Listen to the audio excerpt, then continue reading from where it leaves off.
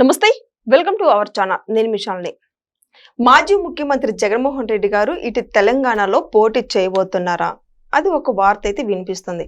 ఒకవేళ పోటీ చేస్తే ఇటు సీఎం రేవంత్ రెడ్డి గారు కావచ్చు, అటు కవిత గారు మొన్నటి వరకు మాట్లాడుతూనే ఉన్నారు. మరి వాళ్ళ పరిణామాలు ఏ విధంగా ఉండబోతున్నాయి? మరి దీని మీదే పూర్తిగా విశ్లేషించడానికి మన స్టూడియోలో ఉన్నారు ప్రముఖ రాజకీయ సామాజిక విశ్లేషకులు సీనియర్ జర్నలిస్ట్ సిఎస్ రావు గారు ఉన్నారు. వారిని అడిగే విషయాలను తెలుసుకునే ప్రయత్నం చేద్దాం. నమస్కారం సార్. నమస్తే సార్, జగన్మోహన్ రెడ్డి గారు ఇప్పుడు ఒకవేళ తెలంగాణలో పోటీ చేస్తే ఆ పరిణామాలు ఏ విధంగా ఉంటాయంటే ఏం చెప్తారు సార్? పోటీ చేస్తే అని కాదు, ఖచ్చితంగా పోటీ చేసి తీరాలి. ఒకవేళ చేయకపోతే, తెలంగాణలో రాకపోతే సింహం సింగిల్ అని అంటారు కదా, సింహం అని అంటారు కదా, లేదంటే పులివెందులు పులి అని అంటారు కదా, ఇక ఆ పదాలని వాడటానికి అవకాశం ఉండకపోవచ్చు. కారణం ఏంటంటే పవన్ కళ్యాణ్ గారు తెలంగాణకు వచ్చారు. పవన్ కళ్యాణ్ గారు పార్టీ ఆఫీస్ ఓపెన్ చేశారు, యాక్టివిటీస్ ప్రారంభించారు, తెలంగాణలో లీడర్షిప్ ని పెంచుతున్నారు, గ్రేటర్ హైదరాబాద్ ఎలక్షన్ లో పోటీ చేయాలని ఆయన రెడీ అవుతున్నారు. మరి అలాంటప్పుడు వైఎస్ఆర్ కాంగ్రెస్ పార్టీ రాలేదనుకోండి తెలంగాణలోకి, ఏమంటారు రేపు రాబోయే రోజుల్లో?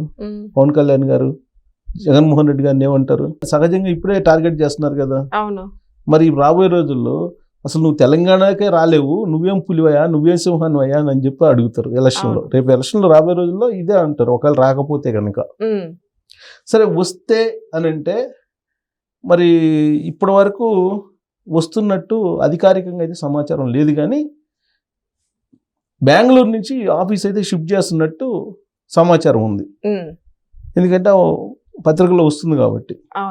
మరి తెలంగాణకి హైదరాబాద్కి వస్తున్నారు అని అంటే, రాజకీయ నాయకుడు హైదరాబాద్లో ఉంటున్నాడంటే పరోక్షంగానో ప్రత్యక్షంగానో రాజకీయాలకు సంబంధించిన అంశాలని డెఫినెట్గా టచ్ చేస్తారుగా, టచ్ చేయకుండా అయితే ఉండరు కదా. సో కాబట్టి జగన్మోహన్ రెడ్డి గారు హైదరాబాద్ వస్తున్నారు కాబట్టి డెఫినెట్గా టచ్ చేసే అవకాశం ఉంది. పవన్ కళ్యాణ్ గారు తెలుగుదేశం పార్టీ ఎంత స్పీడ్ అవుతాయో తెలంగాణలో, ఆ స్పీడ్ని బట్టి, ఆ స్పీడ్ని చూసిన తర్వాత ఎంటర్ కావడానికి అవకాశాలు ఉండొచ్చు అని చెప్పి వైఎస్ఆర్ కాంగ్రెస్ పార్టీ శ్రేణుల్లోనే వినిపిస్తుంది.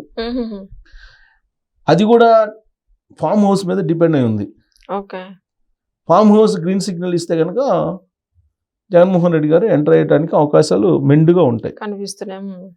ఎందుకనంటే రాబోయే రోజుల్లో పొలిటికల్ ఈక్వేషన్స్ తెలంగాణలో ఊహించిన విధంగా మారే ఛాన్సెస్ ఉన్నాయి. కారణం ఏంటంటే బీజేపీ బీఆర్ఎస్ పార్టీ పొత్తు ఉంటుందా ఉండదా, అసలు బీఆర్ఎస్ పార్టీ అక్కడ దాకా ఉంటుందా ఎలక్షన్ దాకా, ఇట్లాంటి ప్రశ్నలు వినిపిస్తున్నాయి. ఒకవేళ బీజేపీ బీఆర్ఎస్ పార్టీ పొత్తు అయితే ఒక ఈక్వేషన్ ఉంటుంది, లేదు ఇండివిజువల్ గా పోటీ చేస్తే ఇంకొక ఈక్వేషన్ ఉంటుంది. బీజేపీ వాళ్ళు ఏమంటున్నారు, యాజ్ ఆఫ్ నో మేము సింగిల్గా వెళ్తాం అంటున్నారు. ఇప్పుడు యాజ్ ఆఫ్ నో అయితే నిజంగా సింగిల్గా వెళ్ళే పని అయితే జనసేన పార్టీ ఇక్కడ రాదు కదా. జనసేన పార్టీ ఇక్కడికి వచ్చింది కాబట్టి ఖచ్చితంగా బీజేపీ, జనసేన, తెలుగుదేశం పార్టీ కలిసి గ్రేటర్ హైదరాబాద్ ఎలక్షన్ నుంచి ఆరంగేటం చేసేదానికి అవకాశాలు ఉన్నాయి. అదే జరిగితే బీజేపీ తోటి బీఆర్ఎస్ పార్టీ పొత్తు ఉండదు.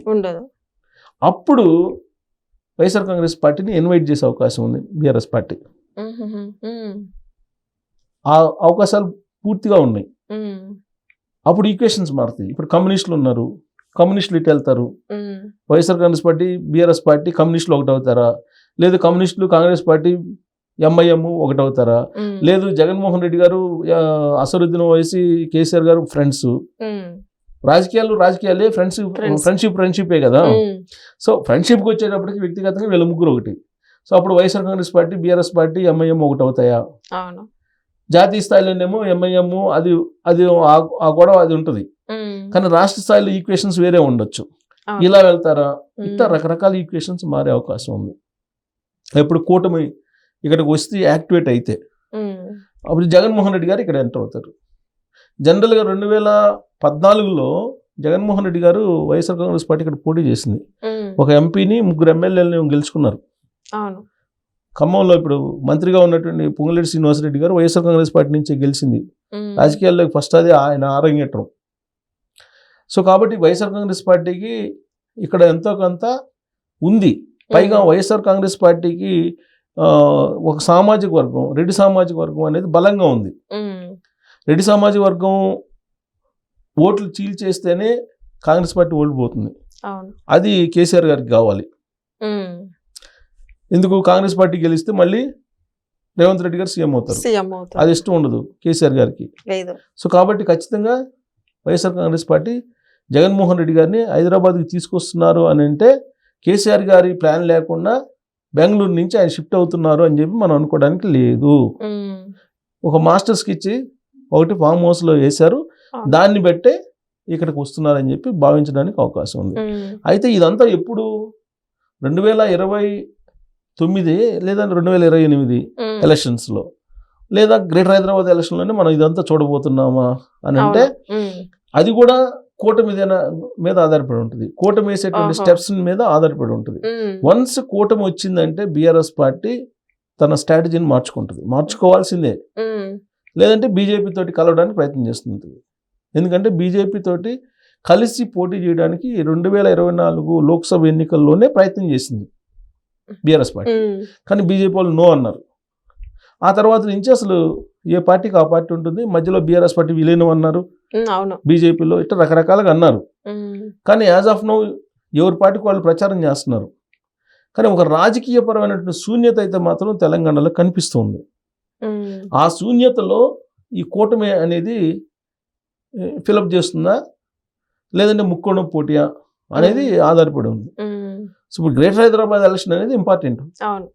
ఇప్పుడు గ్రేటర్ హైదరాబాద్ కూడా 3 చేశారు కదా, 3 కార్పొరేషన్లు చేశారు. మల్కాజ్గిరి, సైబరాబాదు, హైదరాబాదు 3 చేశారు. ఈ 3 చోట్ల 3 రకాలుగా ఉంటుంది వ్యవహారం. హైదరాబాద్లో ఎంఐఎం ఉంటుంది, హైదరాబాద్ కార్పొరేషన్లో ఎంఐఎం హవా ఉంటుంది. మల్కాజ్గిరికి వచ్చేటప్పటికి అలాగే సైబరాబాద్ వచ్చేటప్పటికి డిఫరెంట్ ఉంటుంది. మల్కాజ్గిరిలో మిక్స్డ్గా ఉంటుంది, సైబరాబాద్ వచ్చేటప్పటికి ప్యూర్గా తెలుగుదేశం పార్టీ జనసేన ఓట్ల మీద ఆధారపడి ఉంటుంది గెలుపోవటంలో, ప్యూర్. మల్కాజ్గిరి మిక్స్డ్గా ఉంటుంది. అయితే అక్కడ decide factor Janasena Telugu Desam party మల్కాజ్గిరిలో డిసైడ్ ఫ్యాక్టర్, ఇక్కడేమో ప్యూర్ అసలు వాళ్ళు ఎటుంటే అటు వచ్చే అవకాశం ఉంది. సో కాబట్టి ఇట్లా డిఫరెంట్ ఈక్వేషన్స్ ఉన్నాయి. కాబట్టి గ్రేటర్ హైదరాబాద్ ఎలక్షన్ నుంచే వీళ్ళు కూటమికి సంబంధించినట్టు వ్యవహారాలు మొదలు పెట్టచ్చు అనేది. అది మొదలు పెట్టినప్పుడు వైఎస్ఆర్ కాంగ్రెస్ పార్టీ కూడా ఈ లోపు వాళ్ళ యాక్టివిటీ కూడా వాళ్ళకు ఉంటుంది. సో అది చేస్తే కనుక మీకు రెడ్డి సామాజిక వర్గం చీలిపోతుంది, అప్పుడు కాంగ్రెస్ పార్టీ ఉండదు. బీజేపీ ఏదైతే అనుకుంటుందో అది నెరవేరుతుంది. ఏమనుకుంటుంది బీజేపీ? కాంగ్రెస్ ముక్తి భారత్, ఇదే కదా బీజేపీ యొక్క స్లోగన్, కాంగ్రెస్ ముక్తి భారత్. సో కాబట్టి కాంగ్రెస్ పార్టీ ఉండకూడదు అధికారంలో. ఉండకూడదని అంటే అక్కడ రెడ్డి సామాజిక వర్గానికి సంబంధించిన ఓట్లు ఉండకూడదు తెలంగాణలో. ఎందుకంటే తెలంగాణలో రెడ్డి సామాజిక వర్గం ఓట్లు బలంగా ఉంటాయి, ఎక్కువ ఉంటాయి. సో కాబట్టి వాళ్ళు కాంగ్రెస్ పార్టీకి ఉంటారు రెడ్డి సామాజిక వర్గం. అక్కడి నుంచి చీల్చేస్తే రెడ్డి ఓట్ బ్యాంక్ని ఎంతో కొంత చీల్చినా కానీ అధికారంలోకి రాదు. ఆ చీలినటువంటి ఓటు బీఆర్ఎస్ పార్టీ కన్వర్ట్ చేయడానికి జగన్మోహన్ రెడ్డి గారు ప్రయత్నం చేస్తారు. కాకపోతే దీనికి ఒక పేరు ఉంది కదా ఇప్పుడు కొత్తగా, వైఎస్ఆర్ తెలుగుదేశం పార్టీ వాళ్ళు పెట్టింది వైఎస్ఆర్ కాంగ్రెస్ పార్టీకి. ఏం పార్టీ? ఆ పార్టీ పేరు ఏం పెట్టారు?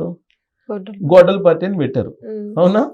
సో కాబట్టి ఆ గొడ్డల పార్టీ అనేటువంటి ముద్ర ఉంది. కాబట్టి ఇక్కడికి వచ్చిన తర్వాత జగన్మోహన్ రెడ్డి గారు బీఆర్ఎస్ పార్టీకి సపోర్ట్ చేయండి, లేదంటే బీఆర్ఎస్ పార్టీతో కలిసి పోటీ చేస్తామనంటే దీని ఎఫెక్ట్ దాని మీద కూడా పడే అవకాశం లేకపోలేదు. అప్పుడు రెండు మునిగిపోయేదానికి అవకాశాలు ఉంటాయి, కూటమి అధికారంలో రావడానికి ఛాన్సెస్ ఉంటాయి. సో కాబట్టి ఇవన్నీ ప్రాథమిక స్టేజ్లో ఉన్నాయి ప్రజెంట్. ఆయన బెంగళూరు నుంచి షిఫ్ట్ అయిన తర్వాత అసలు కథ మొదలవుతుంది, అప్పుడు క్లారిటీ వస్తుంది. కాబట్టి ఇప్పుడు వరకు కొంచెం ప్రాథమికంగా ఒక అంచనా జగన్మోహన్ రెడ్డి గారు తెలంగాణలోకి ఎంటర్ అయ్యేదానికి అవకాశాలు అయితే కనిపిస్తున్నాయి. Okay, thank you sir. Thank you.